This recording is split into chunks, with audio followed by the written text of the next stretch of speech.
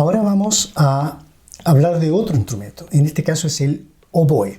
El oboe es un instrumento muy especial, muy sonoro, muy nítido de oír.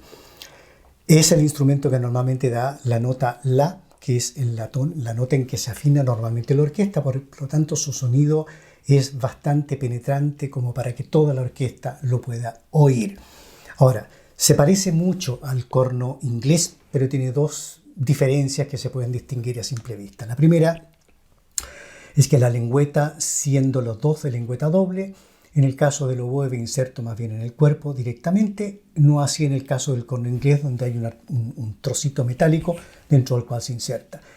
Y desde el punto de vista de la parte distal del instrumento, verán que en el oboe termina en una forma como de campana, a diferencia del corno inglés, que es con una forma, por así decirlo, de pera.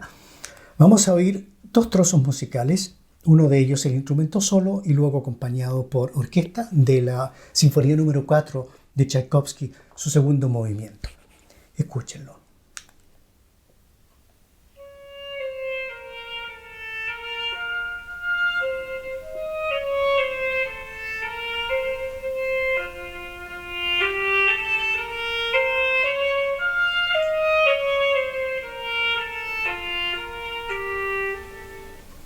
Ahora acompañado por orquesta.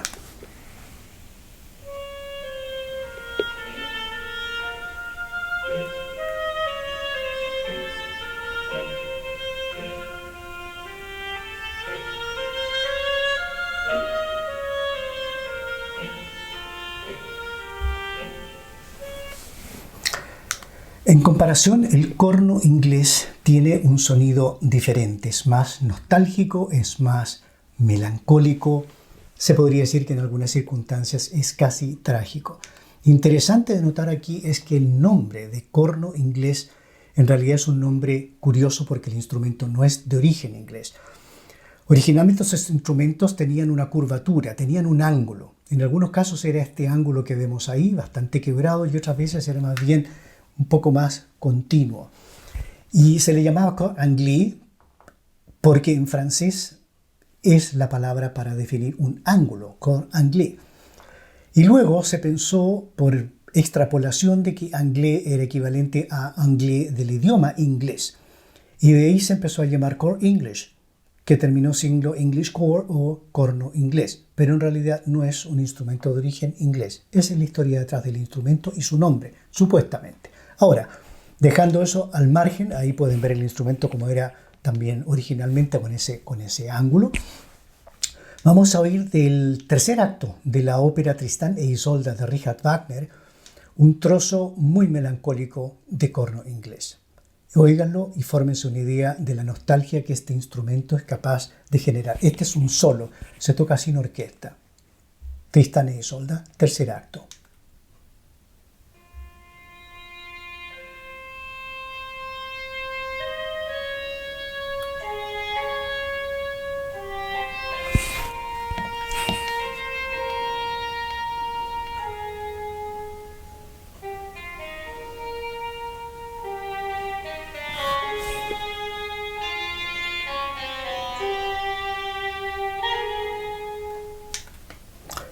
Ok, detalles sobre estos y otros instrumentos me gustaría que los pudiéramos revisar cuando vengan a mi presentación próxima sobre el tema orquestación e instrumentación. Desde ya cordialmente invitados. Ahora, siguiendo con la orquesta y los grupos, los segmentos, las secciones de instrumentos, pasamos a los bronces. Este es un grupo también fascinante. Ahí tenemos los que son definitivamente los más importantes, los más principales, por decirlo de una forma. Tenemos la tuba, el corno francés o trompa también, las trompetas y el trombón. Ahora, no se confundan, esto no es solamente un trombón, hay muchos trombones dentro de la familia de los trombones, de la misma forma que hay distintas tubas, dependiendo del registro en que puedan tocar, y lo mismo es el caso de las trompetas. Ahora, son instrumentos muy poderosos. De repente pueden haber excentricidades y pueden llegar a tamaños descomunales, pero no van a encontrar este tipo de instrumentos normalmente siendo ejecutados en conciertos convencionales. Ahora, estos instrumentos tienen características también que son muy especiales. Originalmente eran usados en cacerías Y la razón de las cacerías es porque en un territorio muy amplio, en bosques, montañas, por ser instrumentos muy poderosos, de mucha potencia sonora, era posible poder oírlos a grandes distancias. Y en el mundo de la caza se podían desarrollar señales que eran perfectamente audibles y dependiendo de la melodía que estas señales tenían y siguen teniendo hasta el día de hoy, se podía comunicar la determinada información de qué es lo que estaba sucediendo con la caza. Ahora, por su sonoridad, por su potencia, han sido también vastamente utilizados, obviamente, con propósitos militares y también históricamente para los anuncios de desastres y catástrofes de tipo civil. Ahora, su desarrollo técnico, tal como conocemos estos instrumentos ahora, se logró relativamente tardío, en un periodo tardío, es decir, siglo XIX. Recuerden, las cuerdas, las maderas, ya, los violines, las violas, los contrabajos, los chelos, eran instrumentos que ya en 1600, es decir, en el siglo XVII ya eran perfectos. Esto recién ocurre en el siglo XIX. Tienen que tener esos instrumentos mucho cuidado cuando son tocados porque son instrumentos muy potentes, son muy poderosos. Y cuando estos instrumentos tienen que de alguna forma la opción de sonar con toda la potencia, con todo su poder, pueden realmente tapar al resto de la orquesta o las maderas en particular. Esto obliga a tener mucho cuidado con el balance entre bronces, maderas y cuerdas y eso es un trabajo evidentemente no solamente del compositor que debe balancear estos instrumentos de acuerdo a la idea musical que él tenga, sino también del director de orquesta.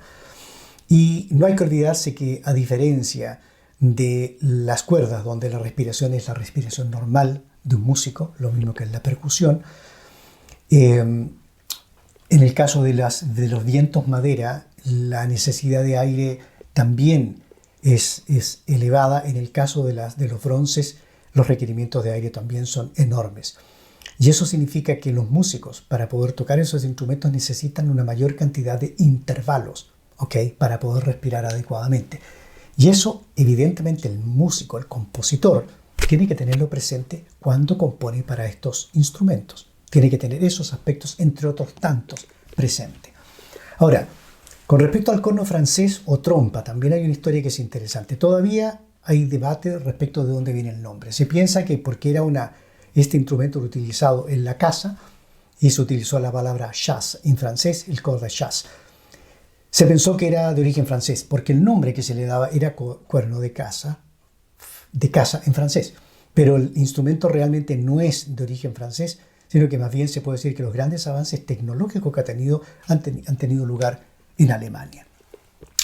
Ahí tienen la explicación y es interesante mencionar que el sonido de este instrumento es muy melodioso, más que el de la trompeta, pero tiene sin embargo un sonido brillante y poderoso que puede ser oído prácticamente en combinación con cualquier instrumento y puede ser oído sobresaliendo de la orquesta.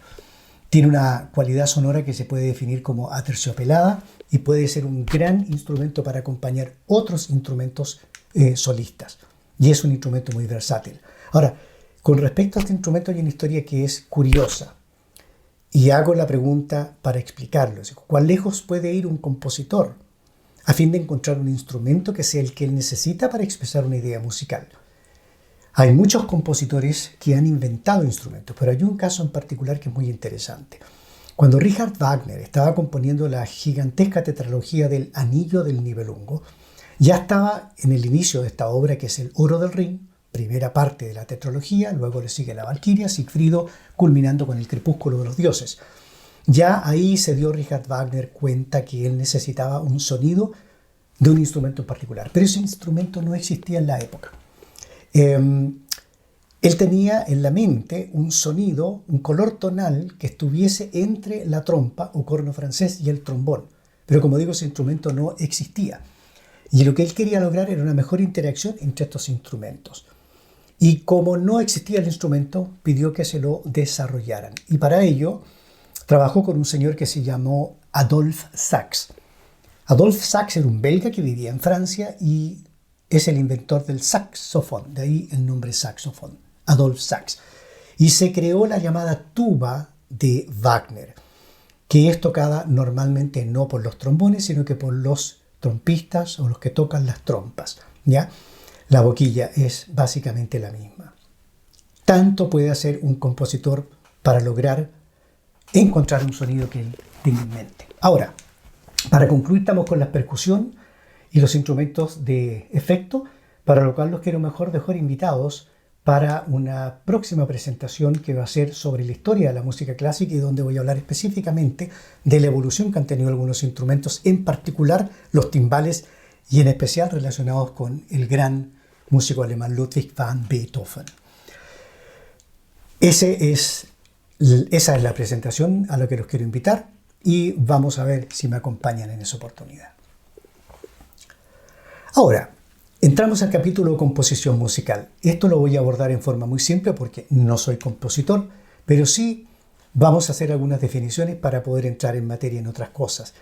¿Qué es lo que es la composición? Es simple y llanamente lo que está definido ahí. Es el proceso de hacer o formar una pieza musical mediante el uso de sonidos, cualesquiera que estos sean. Pero aquí nos vamos a centrar específicamente en la utilización de los compositores con los instrumentos que hemos estado revisando. Ahora, para tener una idea acerca de la dimensión del conocimiento que debería tener un compositor al momento de componer una obra, es necesario entrar en algunos detalles de los instrumentos a su alcance. Esa era la intención de haber conversado un poco antes con ustedes, de haberles contado algunos detalles de estos instrumentos. Y por lo tanto, él también tiene no solo que conocer los instrumentos, sino que también tiene que tener, obviamente, conocimientos de lo que es orquestación y armonía. Ahora, partamos de un ejemplo básico. ¿Cómo compone y qué debe saber un compositor? Supongamos que él escucha una melodía casual. Puede ser una melodía que es popular en el país de origen de él, puede ser una inspiración en que en algún minuto una idea musical se le vino a la mente, etc. El compositor tiene que saber, obviamente, lo que un instrumento puede aportar, incluyendo la voz humana, porque él tiene que decir, ok, ¿qué me aporta este instrumento como para que vaya, por así decirlo, de la mano con la obra musical que yo estoy componiendo? Pero tiene que tener muchas cosas en mente. Una de ellas es cuál es la dificultad interpretativa que tiene ese determinado instrumento. Puede que al final tenga ideas tan fantásticas que esté pidiendo algo imposible al músico que toca ese instrumento. Los músicos disponibles. Esto hoy en día no es un problema, pero hace algunas décadas atrás habían compositores que compusieron música para músicos que no existían con ese virtuosismo. Y hay casos específicos de compositores que compusieron obras para un músico en particular porque ese sí que era capaz de interpretar su obra. Difícilmente va a tener éxito un compositor que compone una obra, por ejemplo, para clarinete si no hay ningún clarinetista disponible, por decirlo. Hoy eso definitivamente ya no es problema. Y obviamente, ¿cuáles son los instrumentos disponibles? Acabamos de ver el ejemplo de Richard Wagner, que tenía una idea musical, pero no estaba el instrumento para esa idea musical. Bueno, y finalmente, ¿qué hace el compositor? Selecciona los instrumentos que tiene al alcance de la mano para proyectar su idea musical, escogiendo entre todas las cosas que estos instrumentos son capaces de darle. ¿Cuál es el color tonal que le aportan, el volumen que son capaces de lograr, la textura, etcétera, etcétera? Y con estos instrumentos él va tejiendo una malla de combinación de sonidos, que son finalmente lo que le va a dar el carácter específico a esa composición musical. Es un proceso extraordinariamente complejo, hermoso, pero que es privilegio de pocos.